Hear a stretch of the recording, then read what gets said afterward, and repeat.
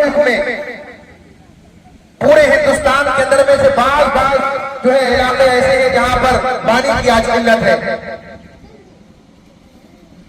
لوگوں کے پاس اپنی طہارت کے لیے، اپنے پانی پینے کے لیے، وضو کے لیے اور دیگر ضروریات کے لیے پانی کی کمی ہے. اور ایک بات یاد رکھیں، جب بھی ہم لوگوں نے اللہ کی دی ہوئی نعمتوں کا شکریہ ادا نہیں کیا، اللہ تعالیٰ نے ہمارے درمیان سے وہ چیزیں نکالی ہیں. اللہ کی بہت خاص نعمت پانی ہے. اگر پانی نہ ملے کھیتی ویران ہو جائے گی. اگر پانی نہ ملے انسان پیاس سے مر جائے گا. اگر پانی نہ ملے تو جانور اپنے آپ کو، اپنی زبان کو لڑکاتے اور چپکاتے دنیا سے رخصت ہو جائیں گے. میرے بھائیوں، یہ آج ہمارے جمع ہونے کا یہ مقصد ہے. مقصد یہ ہے کہ آج ہمارے یہاں پانی کی بے انتہا قلت ہے. بعض جگہوں میں کلوں میں یا نلوں میں پانی نہیں آ رہا. اور یہ کون دے گا؟ یہ اللہ دے گا. پانی کون برساتا ہے؟ اللہ برساتا ہے.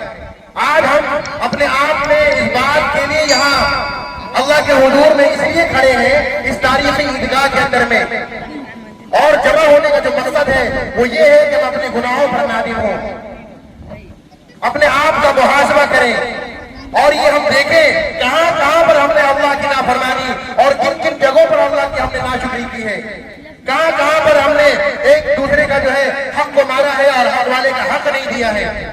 میرے بھائیوں، یہ جمع ہونے کا جو مقصد ہے وہ یہ مقصد ہے کہ ہمارے یہاں جو پانی کی قلت ہے پورے علاقے کے اندر میں ہر جگہ پر نماز ہوئی ہے. عام مسلمانوں نے، بچوں نے، بوڑھوں نے، جوانوں نے، یہاں تک کہ حافظ، علماء، امام، سارے کے سارے اللہ کے حضور میں آئے اور عیدگاہ کے اندر میں یا کھلے میدان کے اندر میں جا کر کے اللہ کے حضور میں اپنے گناہوں پر جو ہے شرمندگی اور اس پر رجوع اللہ کے لیے ہم لوگ جمع ہوئے. میرے بھائیوں، ایک بات یہ غور کرنے کی ہے، یہ نماز دراصل نماز ہماری ضرورت کی نماز ہے، اور اس کا عمل اللہ کے نبی صلی اللہ علیہ وسلم کے زمانے سے چلتا آیا. کیا عمل آیا کہ اللہ کے نبی صلی اللہ علیہ وسلم کے پاس صحابہ کرام کی جماعت آئی اور انہوں نے پانی کی شکایت کی. حالات ایسے ہی ہو گئے تھے، بالکل خشک پڑا ہوا تھا، بالکل دھول اڑتا ہوا، نہ نل میں پانی، نہ نہر میں پانی، نہ کنویں میں پانی. لوگ پانی کی بوند کے لیے ترس رہے تھے، بچے بلک رہے تھے، بوڑھے رو رہے تھے، مائیں اور بہنیں اپنے کلیجہ پیٹ رہی تھی. لیکن پانی کی پیاس اور شدت اللہ کے نبی کے پاس آئے اور انہوں نے درخواست کی. اللہ کے نبی نے کہا اور یہ اعلان کرایا کہ فلاں دن یا فلاں تاریخ ہم جو ہے کھلے آسمان کے نیچے تمام جانوروں کے ساتھ، بچوں کے ساتھ اور بوڑھوں کے ساتھ نکلیں گے اور اللہ کے حضور میں اپنے گناہوں کی معافی مانگیں گے اور اللہ کے سامنے اپنے گناہوں کا اعتراف کریں گے کہ اللہ ہم نے دن رات جان بوجھ کر کے گناہوں کا ارتکاب کیا ہے. اللہ ہم مجرم ہیں، اگر آپ ہمیں معاف نہیں کریں گے اللہ ہمیں کون معاف کرے گا. میں نے جو قرآن کی آیت آپ کے سامنے پڑھی وما، کہ جو کچھ بھی انسان کرتا ہے وہ اس کے اپنے ہاتھوں کی کمائی ہوتی ہے.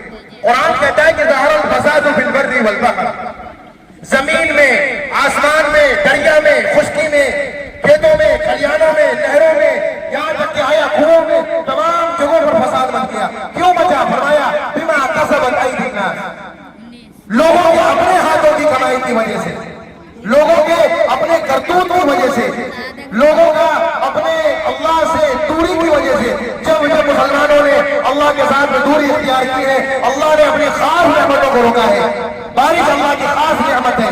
اللہ تعالیٰ نے بارش کے ذریعے سے نسل انسانی کی بقا، نسل جانور کی بقا، پرندوں کی بقا، ان کھیتیوں کی اور اس دنیا کی بقا رکھی ہے. میرے بھائیوں، یہ آسان کام نہیں ہے کہ اپنے گناہوں کے سامنے آ کر کے اللہ کے حضور میں یہ کہہ لینا کہ اللہ ہم کو نہیں کہہ رہے ہیں، اے اللہ ہم نے نمازوں کو چھوڑا ہے، اے اللہ ہم نے قرآن سے اپنا رشتہ موڑا ہے. آ کر کے یہ کہہ لینا اے اللہ ہم زکات کا صحیح حساب لگا کر کے زکات ادا نہیں کرتے. اگر آپ سے کہہ دیا جائے کہ آپ زکات کھانے والے، آپ زکات کی رقم کی ادائیگی نہیں کرتے، آپ بڑے پیسے والے، بڑے دولتمند، بڑے بلڈنگوں کے مالک، بڑے علاقے کے مالک، بڑے کمپلیکس کے مالک، لیکن اگر آپ زکات کی ادائیگی نہیں کرتے ہیں، اللہ تعالیٰ کی رحمت ہے ایسے ہی جیسے آج ہم سے چھینی آپ سے چھینے گی اور پوری دنیا سے اللہ تعالیٰ اپنی نعمتوں کو نکالتا رہے گا. اس کی ظاہری سبب اللہ نے بتائی کہ زکات کی ادائیگی صحیح طور پر نہیں کرنا. میرے بھائیوں، آپ خود مفتی ہیں، آپ اپنا فتویٰ خود لگائیں کہ آپ نے اس سال زکوٰۃ میں کیا کام کر کے زکوٰۃ کی ادائیگی دی.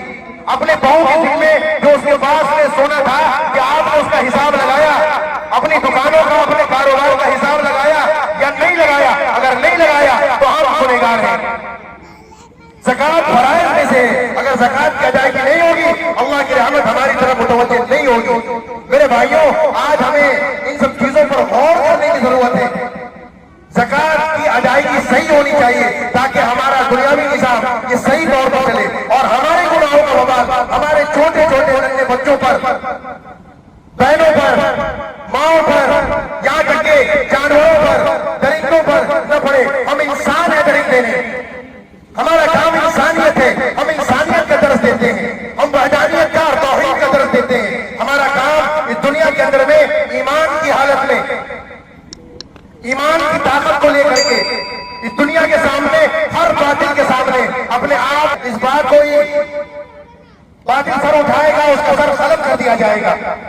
اور میرے بھائیوں, ان چیزوں کے لیے سب سے زیادہ جو ضروری چیز ہے, آپ غور کریں کہ اللہ تعالیٰ نعمتوں کو کیوں چھینتا ہے. آپ غور کریں, آپ کے گھر میں اگر اپنے والدین کی آپ نے نافرمانی کی, اپنے بھائی کی, اپنے ماں باپ کی نافرمانی کی, ماں باپ ناراض ہوتے, گھر بدر کر دیتے, گھر سے نکال دیتے, لیکن اللہ نے یہ کام آپ کے ساتھ نہیں کیا. اللہ آپ کو کھلاتا بھی رہا, پلاتا بھی رہا, پرورش بھی کرتا رہا, آپ کی دیکھ بھال بھی کرتا رہا, لیکن تھوڑا سا مزہ چلایا تو ہماری یہ حالت ہو گئی کہ ہم برداشت نہیں کر سکتے.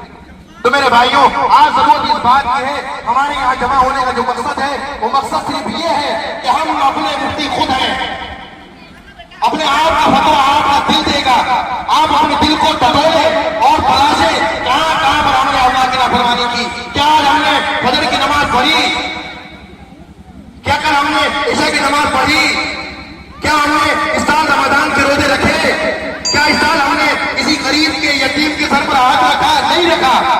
میرے بھائیوں, یہ ساری چیزیں ہمارے اور آپ کے لیے صرف کہنے کے لیے نہیں ہے, بلکہ یہ ہے کہ جب ہم عملی طور پر اپنے گناہوں کا اعتراف کریں اور دیکھیں اللہ کی رحمت برسے گی نہیں, چھومے گی, اور ہم ہی نہیں جھومیں گے بلکہ پوری دنیا, پوری امت, پوری ملت اور پوری جماعت جھومے گی. اور اللہ تعالیٰ سے دعا کریں کہ اللہ تعالیٰ یہ جو ہماری زندگی ہے اور جو کچھ بھی ہم نے اس سے پہلے آج تک اس عیدگاہ میں آنے سے پہلے میرے بھائیوں, اور یہاں بیٹھے بیٹھے جو کچھ بھی ہم نے اس دنیا کی زندگی میں برے کام کیے, اللہ کی نافرمانی کی, ناشکری کی, کتنے بھی گناہ کیے جان بوجھ کر کے خطاؤں کے طور پر, ہمیں سہول, یا اللہ ہم اپنے گناہوں کی معافی چاہتے ہیں.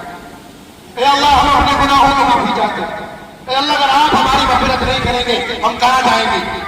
اگر ہمیں آپ دھکار دیں گے تو ہم دنیا کے کس کونے میں جا کر کے مریں گے؟ میرے بھائیوں, آج دن ہے اعتراف کا اپنے گناہوں کا, اور اس کے سامنے جو گناہوں کی معافی دینے والا.